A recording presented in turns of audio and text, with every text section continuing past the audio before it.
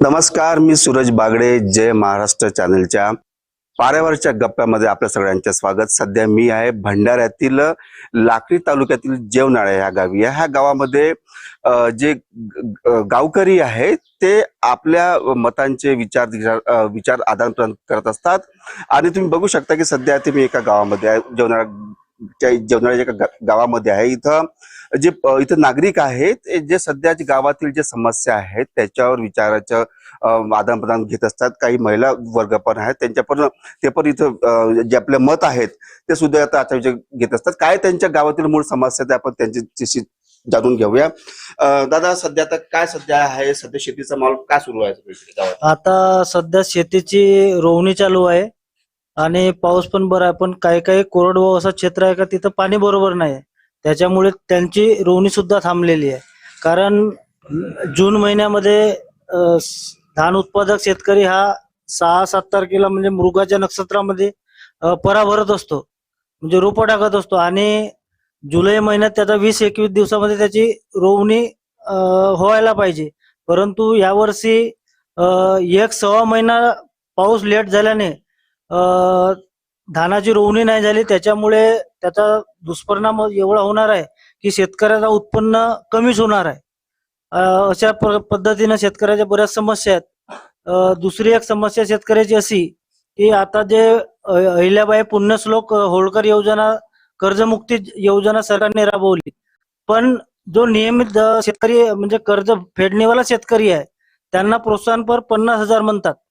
पण जो नियमित शेतकरी कर्जफेड करते तो आपला काहीतरी शेळी विकल, बकरा विकल, म्हणजे काहीतरी आपला नफा तोटा करून तो कर्ज भरतो आणि तो म्हणजे नियमितवाला शेतकरी होतो. तर त्यांना हा 50,000 तुटपुंजा कर्ज म्हणजे स्वरूपात द्यायला नाही पाहिजे, त्यांना भरीव मदत द्यायला पाहिजे. कमीत कमी 1.5-2 लाख रुपये तरी त्यांना मदत जाहीर करावी शासनाला, हे सुद्धा माझी विनंती आहे. सध्या आपला भंडारा जिल्हा जो आहे हा धान प्रधान जिल्हा आहे. ज्या पद्धतीने मराठवाड्याचे शेतकरी कांद्याच्या प्रश्नावर असो किंवा कांदा प्रश्न असो, कापूस प्रश्नावर ज्या पद्धतीने रस्त्यावर येतात, त्या पद्धतीने भंडारा जिल्ह्यातील शेतकरी धानाच्या किंवा मकाच्या प्रश्नाच्या रस्त्यावर का उतरत नाही? हा भंडारा जिल्ह्यातील शेतकरी किंवा आपल्या विदर्भातील शेतकरी हा एकजूट नाहीये. माहित नाही का कोणती मानसिकता आहे. समजा 4 चौघात समजा चर्चा केला तर त्या राजकारणाच्या गोष्टी करतात, पण शेतीविषयी जो मूळ मुद्दा, आपण जो शेतकरी आहे, जो जगाचा पोशिंदा, त्याच्यावर चर्चाच नाही करत. म्हणून मी शेतकऱ्याला सुद्धा विनंती करेन की आपलं एक होणे महत्वाचं आहे. कारण जसं कापूस उत्पादक शेतकरी एक होतात आणि आपली मागणी पूर्ण करतात, तसेच धान उत्पादक किंवा मका उत्पादक शेतकऱ्यांनी सुद्धा एकत्र होणे काळाची गरज आहे.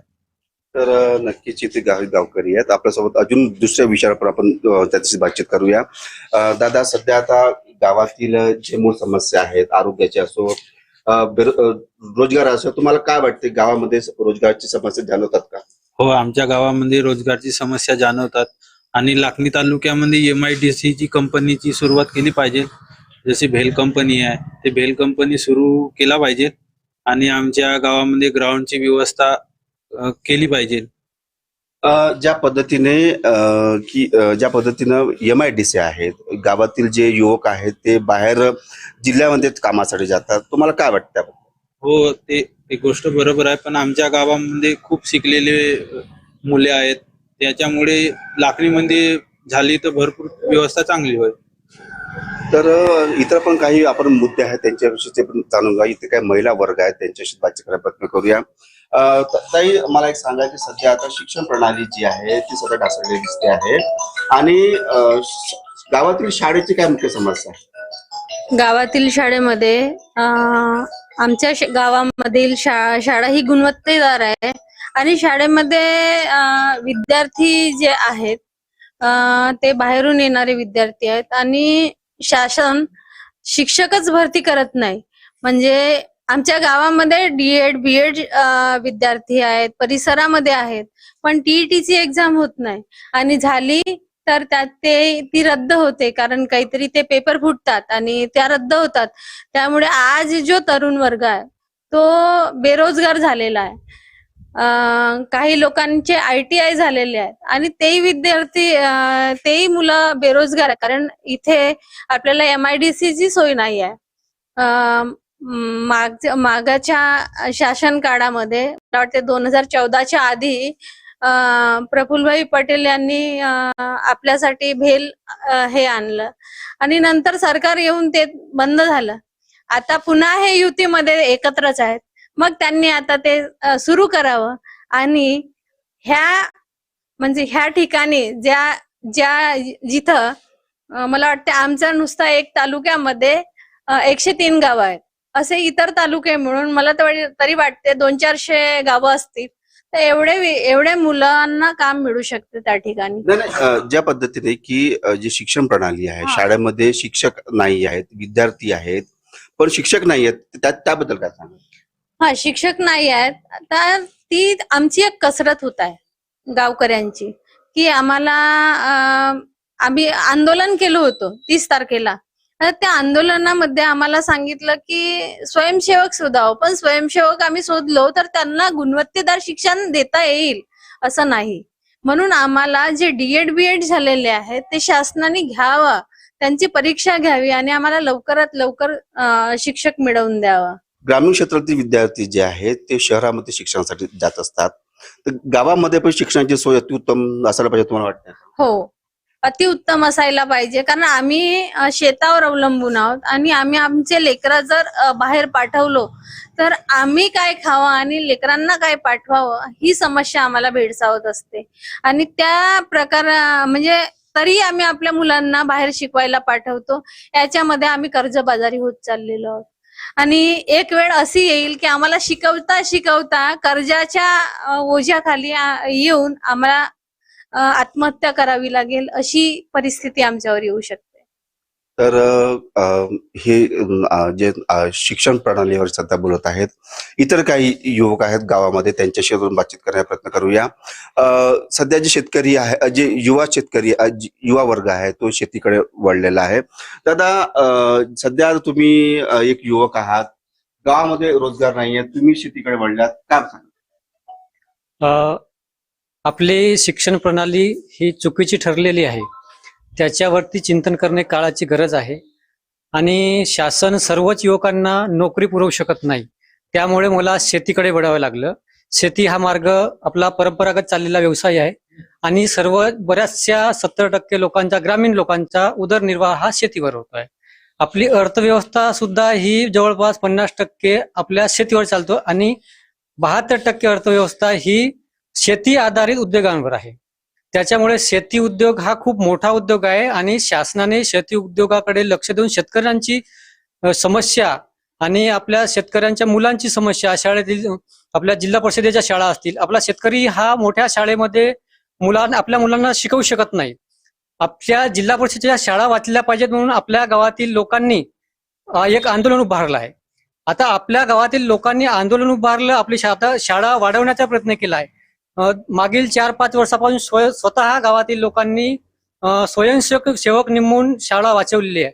परंतु त्या ठिकाणी आपण तंत्रशुद्ध शिक्षक म्हणजे नेमू शकत नाही. शासनाने या गोष्टीकडे लक्ष देऊन आपले शिक्षकांची भरती करून तंत्रशुद्ध आपले शिक्षक नेमून आपल्या जिल्हा परिषदेच्या शाळा आपल्या ग्रामीण भागातील सर्व शेतकऱ्यांची मुलं शिकतील आणि ते समोर येतील अशी उपाययोजना करावी अशी माझी विनंती आहे. तुम्हाला काय वाटते की सध्या ज्या सरकारच्या योजना आहेत, शहरीकडे गावातील जे युवक आहेत ते शहराकडे जात आहेत, शहर वाढत आहेत, पण ग्रामीण क्षेत्राकडे सध्या सरकार म्हणते की गावाचा विकास झाला पाहिजे. तुम्हाला काय वाटते की सध्या जे सरकारची योजना आहेत ते गावापर्यंत पोहोचतायत का? शासनाच्या योजना ह्या शेतकऱ्यांच्या उपयोगाच्या आहेत, परंतु शासनाची योजना जी आहे ती शेतकऱ्यांपर्यंत पोहोचत नाही आहे. शेतकऱ्यांना नेमकी योजना काय हीच कळत नाही आहे आणि त्याच्यामुळे कसं आहे की शासनाने आपल्याला कुठली योजना घ्यायची आहे ते आम्हाला कळलेलं नाही. त्याच्यामुळे आपण योजना घ्यायची की नाही घ्यायची ते योजनेचं गांभीर्य आम्हाला शेतकऱ्यांना माहित नाही. त्याच्यामुळे शासनाच्या योजनांचा फायदा हा शेतकरी आपल्या ग्रामीण भागातला तरी शेतकरी घेऊ शकलेला नाही. मोजकेच शहरी भागातील असतील किंवा कुठलेले उच्च शिक्षित शेतकरी जर असतील त्यांनी त्या योजनांचा फायदा घेतलेला आहे. तरी शासनाने ग्रामीण भागावर म्हणजे शेतकरी लेवलवर उतरून आपल्या योजनांचा पाठपुरावा करावा आणि शेवटच्या शेतकऱ्यांपर्यंत शासनाची योजना कशी पोहोचेल या संदर्भात उपाययोजना करावी. तर गावातील इतर काही युवक आहेत त्यांच्याशी बोलण्याचा प्रयत्न करूया. दादा, काय सध्या सुरू आहे तुमचं? सर माझे आता सायबर कॅफे चालू आहे. मी सायबर कॅफे चालवतो कुठं? गावामध्ये. गावामध्येच. काय वाटतं सध्या की गावामध्ये विकास कशा पद्धतीने सुरू आहे? शासनाच्या योजना गावापर्यंत पोहोचतायत का? गावातील जे रस्ते आहेत, शिक्षणाची प्रणाली आहे, आरोग्य आहेत, काय वाटतं तुम्हाला की गावामध्ये कशा पद्धतीने असावं? गावामध्ये आरोग्याविषयी पण हॉस्पिटल म्हणा त्याच्याविषयी विचार केला पाहिजे. रुग्णांना आम्ही जेव्हा रुग्ण नेतो तर हॉस्पिटलमध्ये नेल्यानंतर तिथं सांगितले जाते की इथं सोय नाही आणि रुग्ण आमच्या जिल्ह्याला पोहोचेपर्यंत रुग्ण दगावून जातो. तर आम्हाला असं वाटतं की आमच्या जवळपास आमच्या पालांदूरला एक मोठं रुग्णालय आहे, तिथं चांगल्या प्रकारची सोय द्यावी सरकारने आणि जेणेकरून आमचे जे आजारी व्यक्ती आहेत त्यांना वेळेवर एक चांगला उपचार मिळेल आणि त्यांच्या म्हणजे जीव वाचेल. आतापर्यंत आमच्या रुग्णालयातून खूप सारे रुग्ण तिथे पोहोचेपर्यंतच दगावले. तर असं पुन्हा याच्यानंतर झालं नाही पाहिजे आणि सरकारने असंच करावे की आमच्या पालांदूर आणि आजूबाजू जो लाखनी एरिया आहे तिथं चांगल्या प्रकारे रुग्णाची सोय होईल असं एक चांगल्या प्रकारची सोय करून द्यावी आम्हाला. गावातील रस्ते आहेत ते खड्डे पडलेले असतात, तर सरकारने पण याबद्दल लक्ष द्यायला पाहिजे का? तुम्हाला काय वाटते? गावातील जे रस्ते आहेत ते सुविधा आहेत का? रस्त्यांविषयी म्हटलं तर रस्ते जिथं तिथं खड्डे पडले आहेत आणि त्याच्यामुळे जेव्हा आपण रस्त्याने जात असतो, जसं आपला आता हे हायवे आहे लाखनी पासून ते गडेगाव नंतर जो मेन हायवे आता तिथं खड्डे पडले आहेत. तर तिथून जे गाडी येत असते रात्रीच्या वेळी एकदम स्पीड मध्ये असते आणि त्यावेळेस आपल्याला कळत नाही की खड्डे पण असे आहेत की चांगले मोठे खड्डे आहेत तिथं. तर सरकारने त्याच्याकडे लक्ष द्यावे गांभीर्याने, कारण तो मेन हायवे पडतो, तिथून आपण ब्रेकर नाही आणि काही नाही, तर अशा वेळेस तिथं हादसा होऊ शकतो. तुम्ही असे जोडत राहा. आपण पुन्हा भेटूया एक थोड्याशा विश्रांतीनंतर. जय महाराष्ट्राच्या पारावरच्या गप्प्यामध्ये आपल्या सगळ्यांचे पुन्हा स्वागत. अजून काही समस्या आहेत जे गावकऱ्यांच्या आहेत त्यांच्यापुढे आपण चर्चा करूया. दादा, सध्या आता गावामध्ये जी पिण्याच्या पाण्याची योग्य सोय आहे का? काय नवीन नेमकं गावातील समस्या तुम्हाला वाटतात? सर, मी आपला लाखणी पंचायत समितीत किटाळी गावचा आहे, रहिवासी आहे. आणि ते आम्ही एक ढिवर समाजाचे जे लोक आहोत, हे म्हणजे भूमिहीन लोक आहोत जास्त. आपल्या भंडारा जिल्ह्यात लाखनी पंचायत समितीमध्ये जे आमचे आजपर्यंत म्हणजे अजूनपर्यंत ते तलाव जे भरावलंच आहेत, ते बीबीच्या सोडण्याकरिता आम्ही वाट बघत आहोत पाण्याची.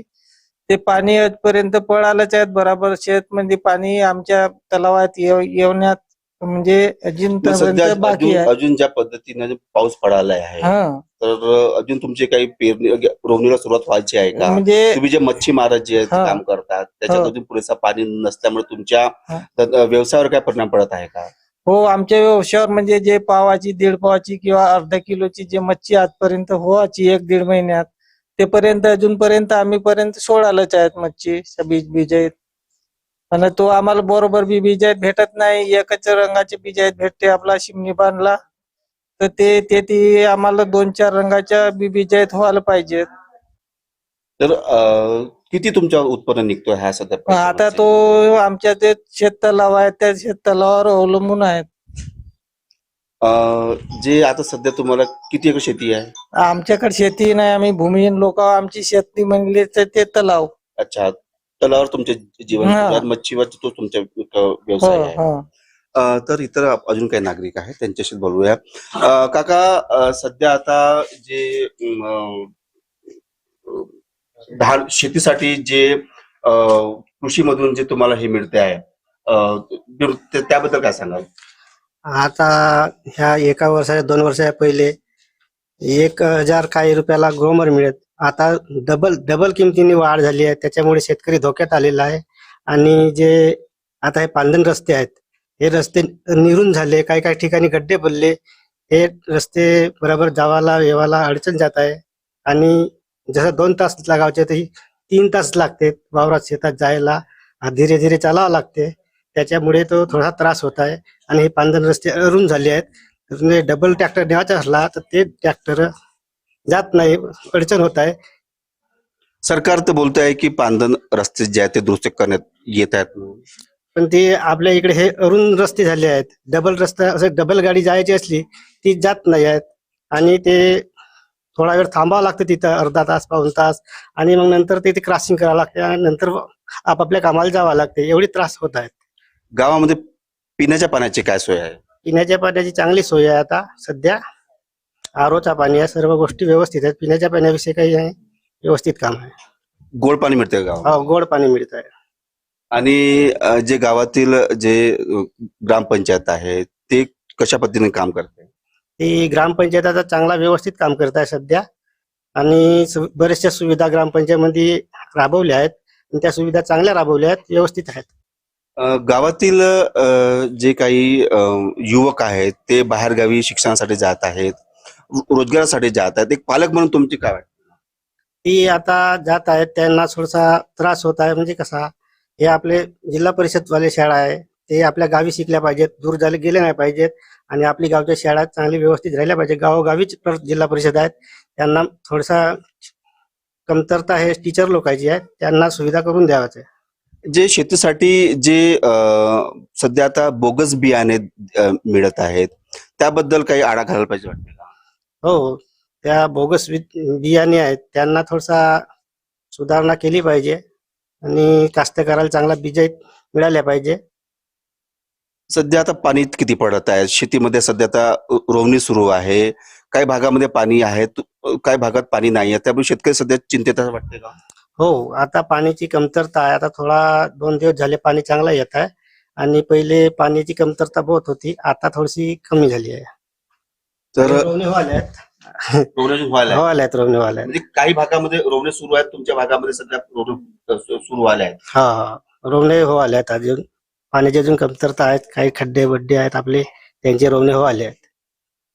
तर इतर हे काही आहेत, इतर जे गावकरी आहेत त्यांच्या पण काही समस्या आपण ऐकून घेतलेल्या आहेत.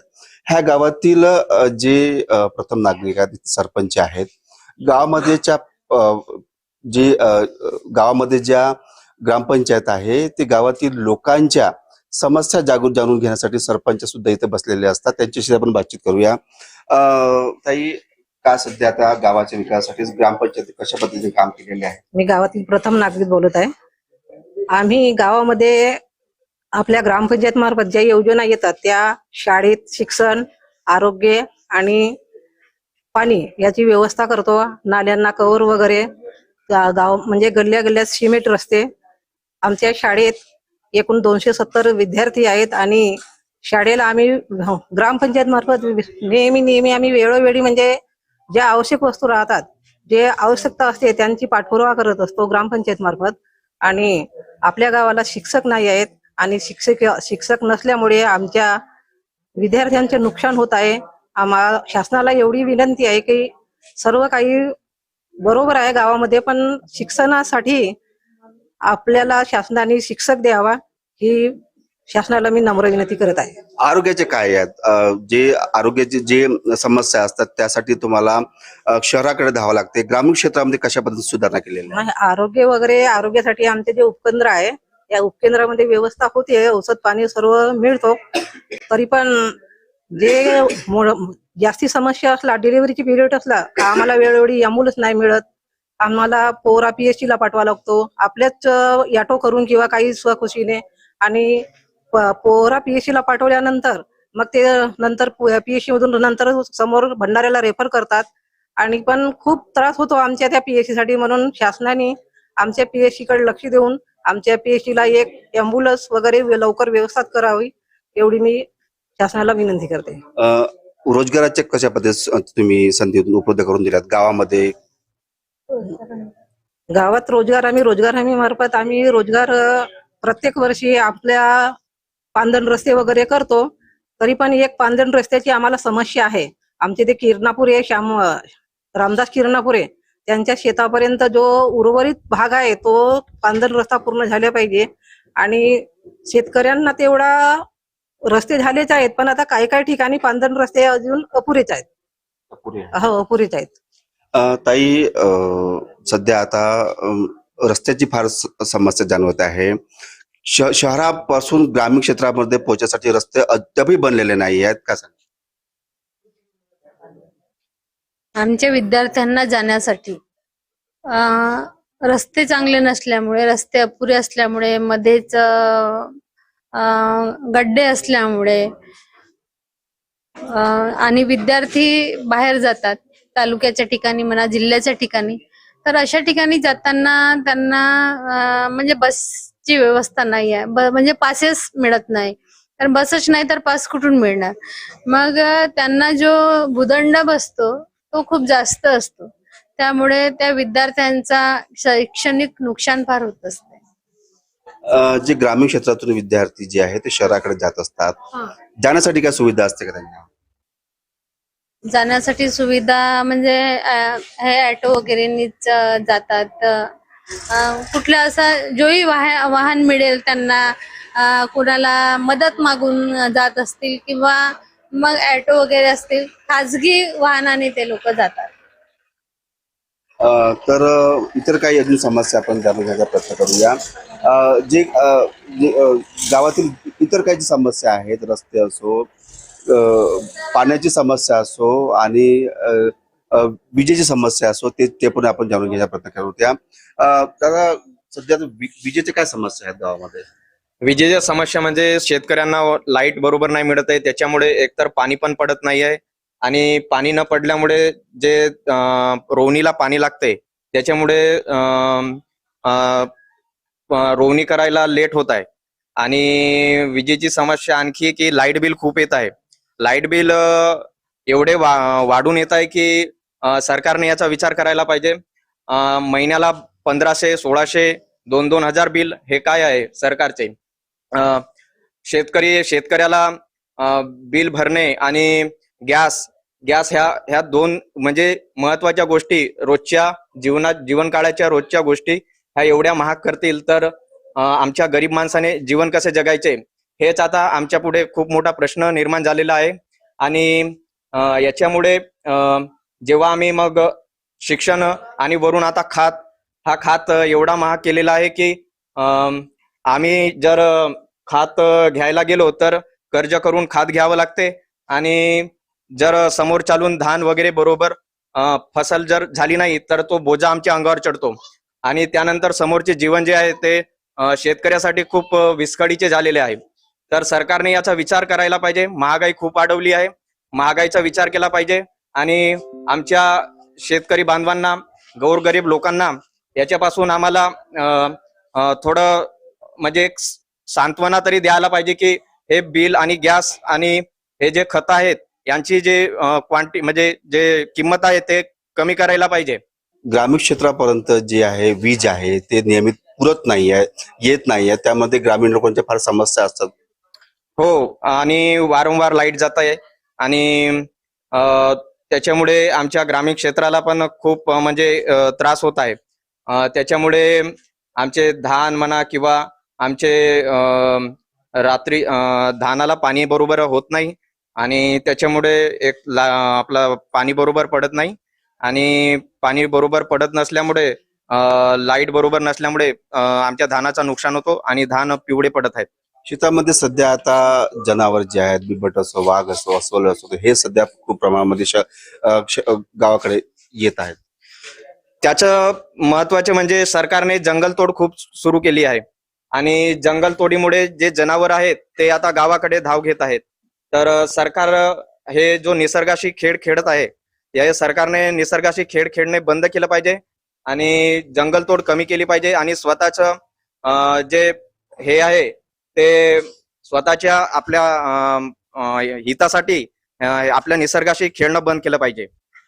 तर नक्कीच आपण सध्या आता जे जेवनाडा गाव आहे, लाकडी तालुक्यातील जेवनाडा गाव आहे, त्या गावकऱ्यांच्या ज्या समस्या आहेत त्यांचे विचार जे आहेत, सरकारबद्दल नाराजी आहे, ग्रामपंचायत बद्दल काय विकास त्यांनी केलेला आहे, त्याबद्दल यांची रोज जे विचार जे आहे आदान प्रदान होत असते, गल्ली ते दिल्ली पण त्यांच्या चर्चा होत असतात. आपण सगळ्यांनी जाणून घेतलेले आहोत. सूरज बागडे, जय महाराष्ट्र न्यूज, भंडारा.